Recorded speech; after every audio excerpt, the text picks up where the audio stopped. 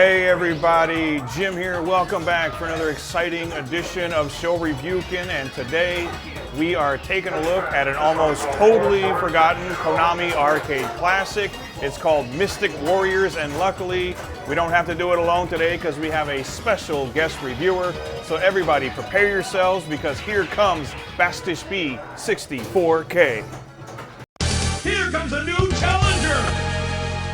Mystic Warriors Way of the Ninjas was a side-scrolling running gun or hack and slash released by Konami in 1993 for the arcades. This game came out during the Konami Golden Run, as I like to call it, released right after hit, including Lethal Enforcers, G.I. Joe, Sunset Riders, Turtles in Time, and The Simpsons. Mystic Warriors simply got lost in that mad shuffle of these popular titles, at least in my opinion, which is a real shame as it's a quality title right up there with Konami's best. Adding more to its obscurity is the fact that it never got any home ports, and it was released on Konami's Mystic Warriors arcade board, which only saw about 6 games released, all of them as obscure as this one, with great titles like the side-scrolling beat-em-up Violence Storm, and the equally as cool Metamorphic Force, all fading into obscurity just like Mystic. But let's flip on over to the game now, which sees a demented organization named Skull Enterprises who is single-handedly taking over the world with their ninja forces. Naturally, of course,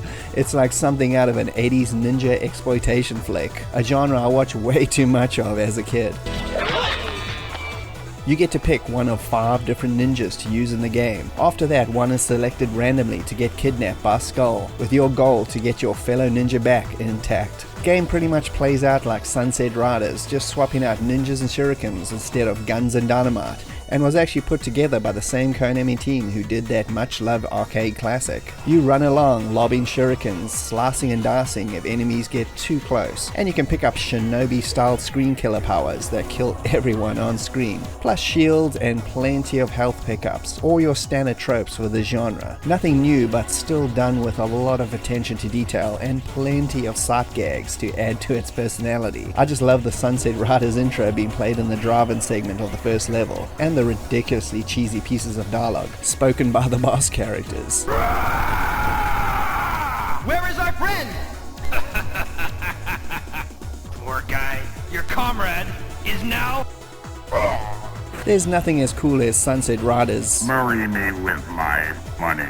But still plenty of chuckles to be had. The game has 9 stages in total and flips between straightforward run and gun style affairs with also fast-paced little mini-games like skiing and riding logs down a river, to those all-important big old boss fights which are all different gameplay-wise for each encounter. The environments and animation are really cool, colourful, and jump all over the place as you make your way to Skull headquarters to take out the head honcho. My favourite sections include the skiing minigame and jumping from plane to plane in the sky as you take out hordes of ninjas. The game's plot also has a really cool little twist halfway through which sends the second half of the game into a full-on revenge plot. But if you haven't played it before, I'll let you enjoy that little twist for yourself. The music is also of special note with really fast-paced toe tappers done by Yuji Takanouchi and Junya Nakano. They both did the score for Konami's awesome X-Men arcade as well, as Yuji doing Space Manbo on the MSX and Junya's cool score on Square's Front Mission Gun Hazard. This game is an absolute blast to play, with the original arcade coming in both standard 2-player and 4-player configurations, obviously bumping up the chaos element of the game significantly if played with more people. When the game landed in April of '93, it hit the number 9 spot on the Japanese arcade listings, but faded out pretty quickly after that. But thanks to emulation being so easily available now, there's still many ways to play this overlooked gem,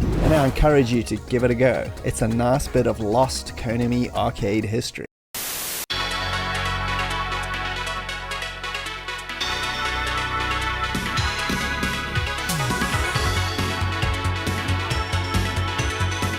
For starters, I really have to thank BoxerB 64K for choosing Mystic Warriors for this review, because I'd actually never played it before and wasn't really familiar with it at all. With as much time as I spend in arcades, you'd think I would have come across it at least once, but no, I had to go and grab a ROM from AIM, but oh boy am I glad I did, because this game kicks some serious ass, making me wonder why it wasn't more popular.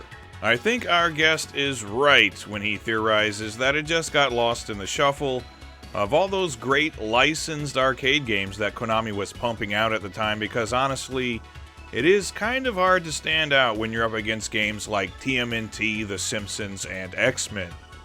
Regardless, this game was an absolute blast. It actually reminded me of another great ninja arcade action game that I absolutely love, which is Ninja Commando, a top-down run-and-gun ninja game developed by ADK for Neo Geo hardware, but I honestly think Mystic Warriors tops that game. It really does feel like an amalgamation of Sunset Riders and Shinobi, which is a concept that pretty much sells itself. It features fast-paced, exciting gameplay, up to 4-player co-op, vibrant visuals, and a fantastic soundtrack.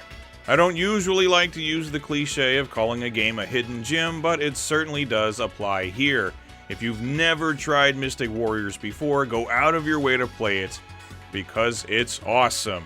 So thank you again to BastageB64K for joining me on this review and for picking such an amazing game. He makes some outstanding videos, and definitely go and check out his channel for more great retro gaming content.